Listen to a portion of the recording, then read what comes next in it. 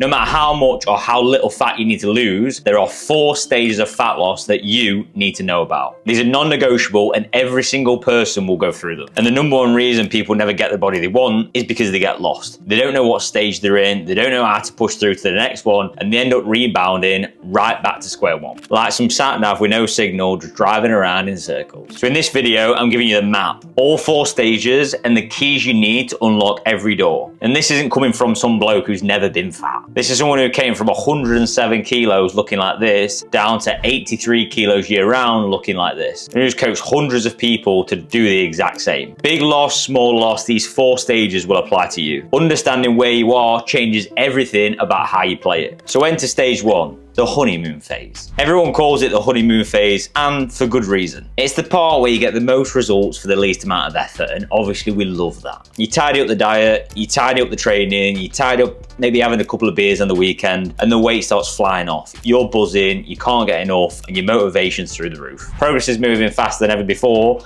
and you think you finally cracked fat loss. But here's the bit you're not gonna wanna hear. It's not fat that's coming off initially. A lot of that's water and inflammation that's settling down. It's not until all of that clears where you get a clear representation of your rate of loss. And the second that you understand that your body weight isn't the same as your body fat, you stop becoming a slave to the scale. This is where you widen your net. You start to look at your pictures, your measurements, so your waist, your hips, your thighs, your arms, even the way your face looks in terms of how chiseled your jawline is. The more ways we track, the more ways we can win. If you're solely focused on that scale weight all the time, you're gonna be pretty pissed off the majority of the time. When you've got multiple data points like that, you can clearly see when you're making progress week on week. I have a lot of clients sometimes where their weight might not change for a couple of weeks, but if we're looking at their measurements, they might be 3 to 4 centimeters down off their waist. It happens so often. But if you're not assessing these things, you can lose motivation very, very quick, because if that number on the scale isn't moving, you think you're not making progress, which means there's a high chance that you're gonna quit. But when the honeymoon period ends, like it always does, and the weight loss slows down, this is where people start doubting everything. Because whatever method got you to where you're at, only gonna carry you so far. Your body adapts, it always does. It's a smart cookie, you know? And this is exactly where I wasted years of my own journey. Thought I needed some magic hack, some magic supplement, whatever it was. But what I actually needed to do is double down on the simple principles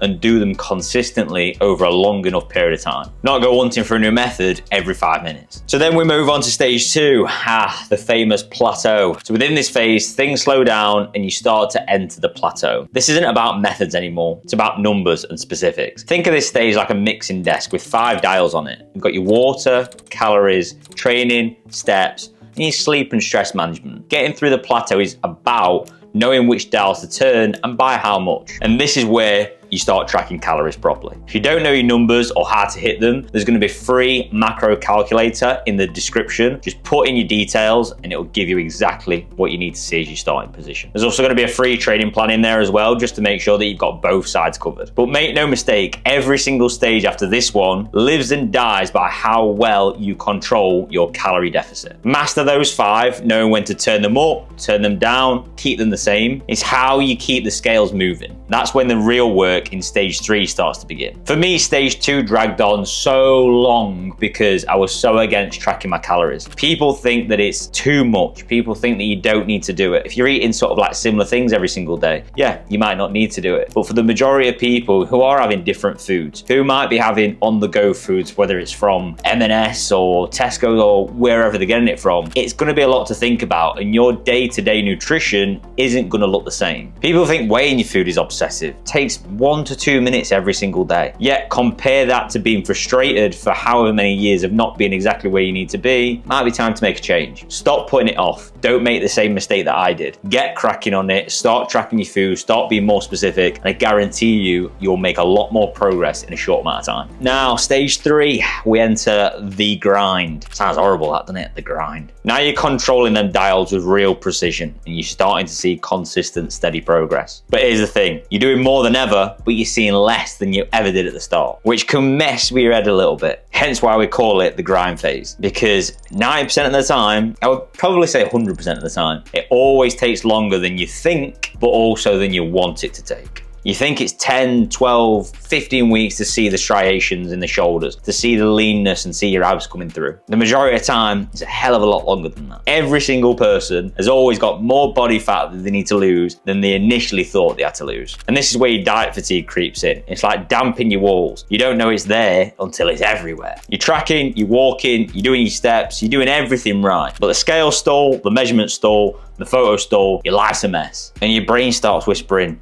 maybe you need to get more aggressive, or maybe this is how far you go. You've lost a couple of kilos, be happy with that. Maybe there's a better way. But really, what's happened is you've just stopped executing at the same level as you did at the beginning. It happens with everybody, and nobody wants to admit it, but it's true. That 30 gram of cereal quietly becomes 50. You stop weighing that butter on your toast because it's only a bit of butter, it don't matter. You think you're hitting your numbers consistently. You're not. You're starting to eyeball. Stop it. I did the same thing. So here's how you keep the grind as short as humanly possible. Keep your eyes on the prize. If the scales, measurements, photos aren't changing, ask yourself the question, am I actually following the plan I've laid out for myself? Weight tracking, moving, training, getting my steps in. If not, that's your fix right there. If you are doing it all, that's when your calories drop or your output through steps or cardio increases. This was brutal for me. Once I realized it was going to take longer than I first thought, I broke it into blocks because I cannot diet for 52 weeks straight. Nobody can. If you've got 30, 40, 50 pounds to lose, chunk it. Lose 10, hold up maintenance for a couple of weeks and go again. Try to grind through that 50 pounds in one straight line is gonna burn you out. And you will get fatigued and you will drift back to your old habits. But here's the beauty of the grind. Because it takes so long, because it takes so much commitment, this is the phase that actually rewires your habits long term. Your relationship with food changes. Your relationship with booze changes. For example, how you use food for comfort, how you use alcohol to numb certain situations. All of it gets rebuilt. That's not a diet, that's you being rewired. And it's exactly what's gonna help you maintain these results for the rest of your fucking life. And that moves us swiftly into stage 4, which is the new you. The body, the shape, whatever destination that end result looked like for you. This is where it gets dangerous. Because the second you arrive, the photo shoot, the marathon you've done, the dress size that you've got down to, your brain starts to say, great, I've achieved my result, I've got everything that I want, now I'm gonna gradually go back to what I was doing before. But hang on a minute, how you used to eat, how you used to train, how you used to show up day to day is the exact reason why you started this process in the first place. You can't go back to dessert with every meal. You can't go back to drinking every night or every weekend. You can't go back to smashing takeaways on repeat. You can have those things in balance, but with awareness. But this isn't a full return to the old you, it can't be. And here's the cruel beauty behind it. And that's why the grind phase takes so long. You're actually wired now to not even want that old way of living. My old weekends included heavy drinking, Thursday to Sunday. I'd have Domino's every other night. I'd have a Chinese every other night. And I'd end it really with a nice tub of Ben & Jerry's. But now, consistently anyway, I couldn't think of anything worse. I'll have it the odd time, but doing that now on a regular basis, I can't think of anything worse. The habits, the behaviors, the individual who you become is what's going to make sure that you never go backwards. But you still need the guardrails. Set yourself a ceiling, a top end scale weight, because otherwise it's a death of 1,000 cuts. A bit more here, a bit more there, a bit loose on the old tracking again, and you're gradually going back to where you started. And you don't think it's an issue because it happens so slowly. But 8, 12, 16 weeks down the line, you gaining a pound and a half a week, that's over a stone. That's 16 plus pounds. That's a lot of weight. But having that ceiling there where it's like, right, if I get to this weight, that's going to trigger a response, or it needs to trigger a response that, right, I need to dial my diet and training back in because I'm not going back to my old ways. There's no way that's happening. And that's your lot. So to recap the whole entire thing, your stage 1 is the honeymoon phase. You're doing not that much, the weight's flying off, happy days, you're loving life. Stage 2, the plateaus come, what you did before now isn't working, right, where do you go next? Stage 3, the grind takes longer than you want, but it's what it looks like to lock the result in for good. And stage 4, the new you, where the real job is protecting what you've built. So know which stage you're in, know where the red flags are. Do that and you'll never go backwards again. And if this helped, I've made this video up here that showed you the exact step-by-step process that I used to go from 107 kilos all the way down to 77, training, nutrition,